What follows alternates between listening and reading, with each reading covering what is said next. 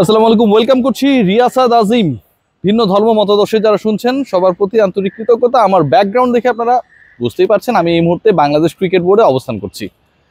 Bangladesh cricket বোর্ডে এই সকাল সকাল যে ঘটনা ঘটেছে, বাংলাদেশ ক্রিকেট বোর্ডের ইতিহাসে, বাংলাদেশ ক্রিকেটের ইতিহাসে কখনো এরকম কোনো কিছু ঘটে নাই।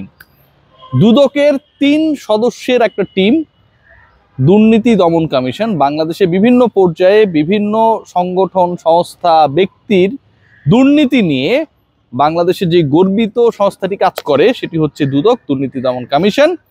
সেই কমিশনের 3 জন সদস্য ঠিক এখন থেকে হাফ অ্যান আওয়ার আগে বাংলাদেশ ক্রিকেট বোর্ডে এসেছে।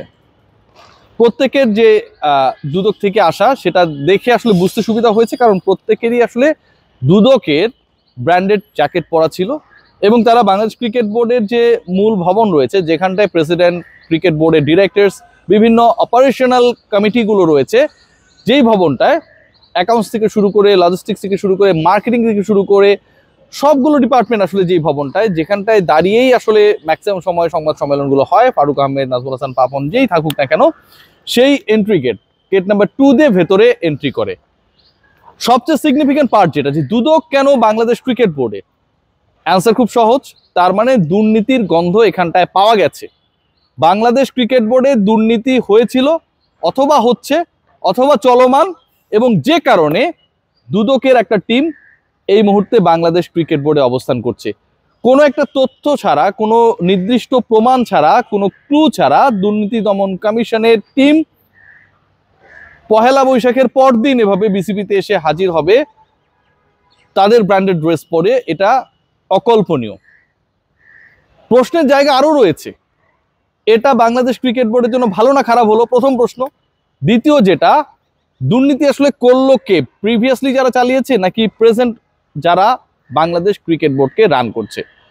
যেহেতু এখন পর্যন্ত দুদক থেকে আমরা কোনো ধরনের ক্লারিফিকেশন পাইনি যে আসলে কোন স্পেসিফিক ইস্যুতে তারা বাংলাদেশ ক্রিকেট বোর্ডে এসেছে, এবং নিশ্চয়ই তারা অনেক কিছু খতিয়ে দেখবে, পেপারস দেখবে, কর্মকর্তাদেরকে ডাকবে, হিসাব নিকাশ কিংবা প্রসেসে কোন জায়গায় ভুল রয়েছে সেই বিষয়গুলো নিয়ে তারা অবজারভেশন দিবে।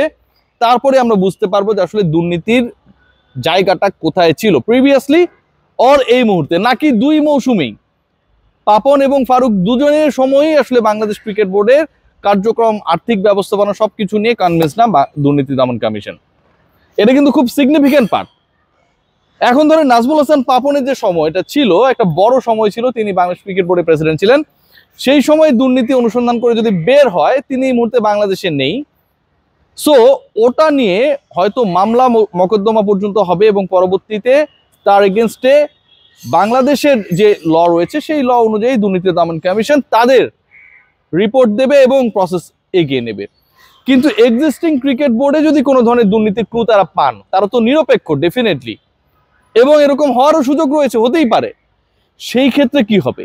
সেই ক্ষেত্রে কিন্তু Bangladesh cricket board, they will be in a big trouble. অনেকগুলো ইস্যুস রয়েছে।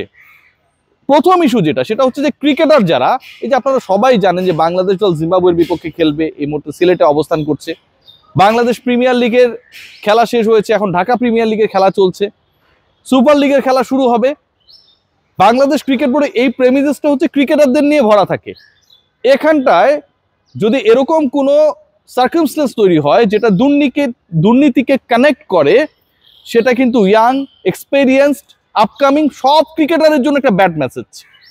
তারা কিছুটা হলেও ইতস্ত বোধ করবে, তারা কিছুটা হলেও ভয় পাবে, এবং তাদের অভিভাবক যারা, ক্রিকেট বোর্ড যারা পরিচালনা করে, তাদের প্রতি একটা ডিসরেসপেক্টের জায়গা তৈরি হবে।